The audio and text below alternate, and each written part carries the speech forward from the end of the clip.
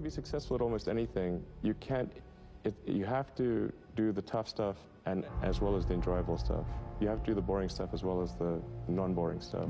And if you don't do your chores, then bad things will happen. But if they don't do the things that they don't like to do, then the company will be in trouble. Like you have to, you basically, like it's more fun to cook the meal than to clean the dishes, okay? But you need to clean the dishes.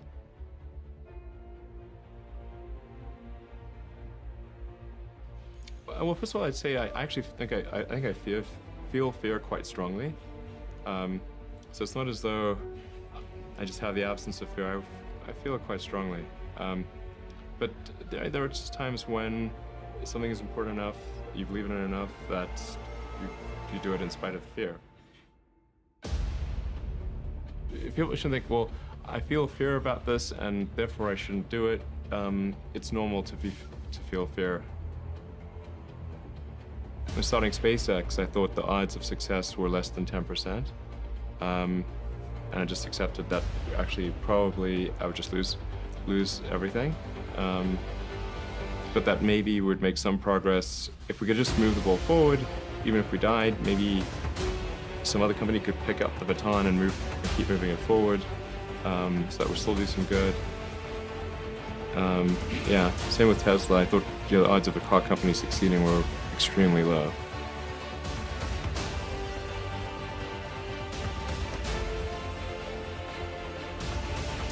How quick are you to fix the mistakes? Not will you make mistakes. And if you see the difference between a startup that is successful and one that is not, and it's because the successful one, they both made mistakes, but the successful one recognized the mistakes, fixed them very quickly, and the unsuccessful one tries to deny that the mistakes exist.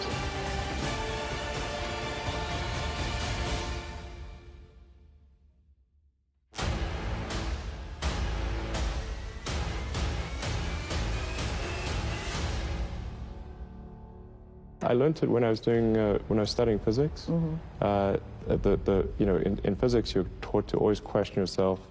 You're taught to always assume that you're wrong, not assume that you're right, and you have to prove yourself not wrong. And so I think that physics framework is really where I learned it, and it's very effective for learning counterintuitive things that aren't obvious. If you only do things that are certain to succeed, then you're only going to be doing very obvious things. Definitely advise people who are starting a company to expect a long period of quite high difficulty. Yeah.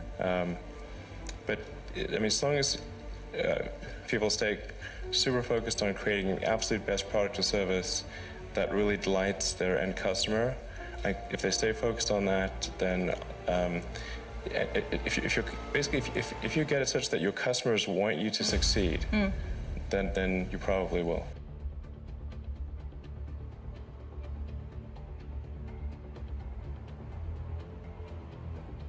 I think certainly being focused on something that you're confident will have high value to someone else, and just being really rigorous in making that assessment, because people tend to, a natural human tendency is wishful thinking.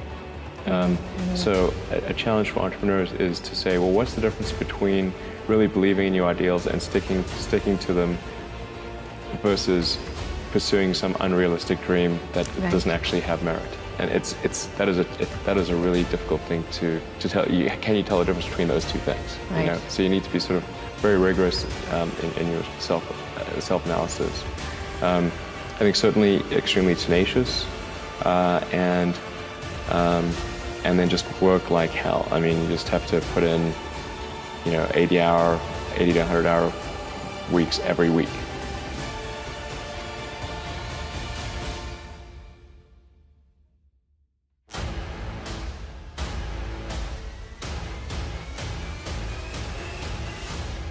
Really liking what you do, whatever area that you get into, given that even if you're the best, there's always a chance of failure. So I think it's important that you really like whatever you're doing. If you don't like it, life is too short. If you like what you're doing, you think about it even when you're not working. I mean, it's something that your mind is drawn to, and if you don't like it, you just really can't make it work, I think.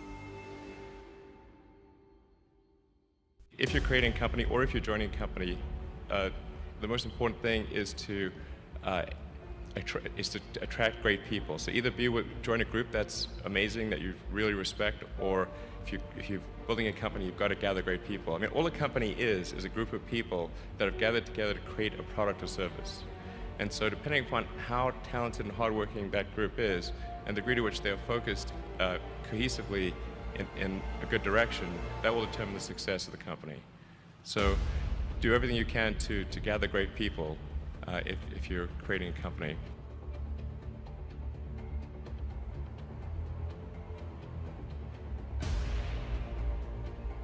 The whole purpose behind Tesla, the reason I put so much of my time and money into helping create the business is we want to serve as a catalyst for accelerating the electric car revolution.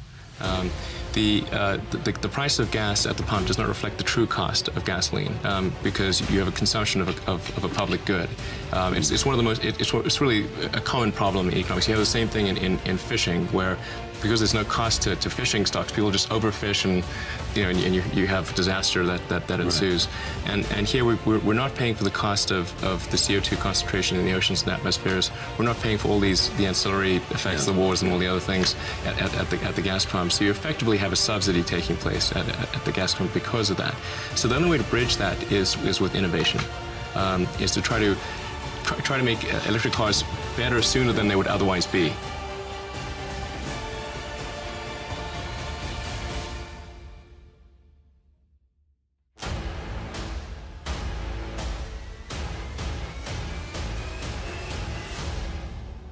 You've got to make sure that whatever you're doing is a great product or service. It has to be really great. And I go back to what I was saying earlier, where if you're a new company, I mean, unless it's like some new industry or new market that, if it's an untapped market, then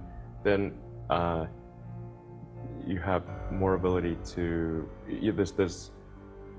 the standard is lower for your product or service. But if you're entering anything where there's an existing marketplace against large entrenched competitors, then your product or service needs to be much better than theirs. It can't be a little bit better, because then you put yourself in the shoes of the consumer and they say, why would you buy it as a consumer? You're always going to buy the trusted brand unless there's a big difference.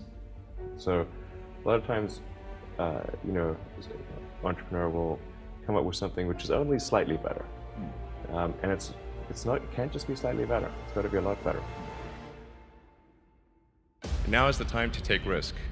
You don't have kids. As you get older, your obligations increase. So and once you have a family, you start taking risk not just for yourself, but for your family as well. It gets much harder to do things that might not work out. So now is the time to do that before you have those obligations. So I would encourage you to take risks now. Do something bold. You won't regret it. Depending upon how well you want to do, and particularly if you're starting a company, you need to work super hard. So what does super hard mean? Well, when my brother and I were starting our first company, instead of getting an apartment, we just rented a small office and we slept on the couch. And we showered at the YMCA, and we're so hard up we had one computer. So the website was up during the day, and I was coding at night. 7 days a week, all the time. And I sort of briefly had a girlfriend in that period, and in order to be with me, she had to sleep in the office. So work hard, like every waking hour. That's the thing I would say, particularly if you're starting a company. And I mean, if you do simple math, say like, okay, if somebody else is working 50 hours and you're working 100, you'll get twice as much done in the course of a year as the other company. You want to try to make every element of the car as flawless as possible, and there will always be, some degree of imperfection, but try to minimize that and create a car that is just delightful in every way. And I think if you do that, then the rest kind of takes care of itself.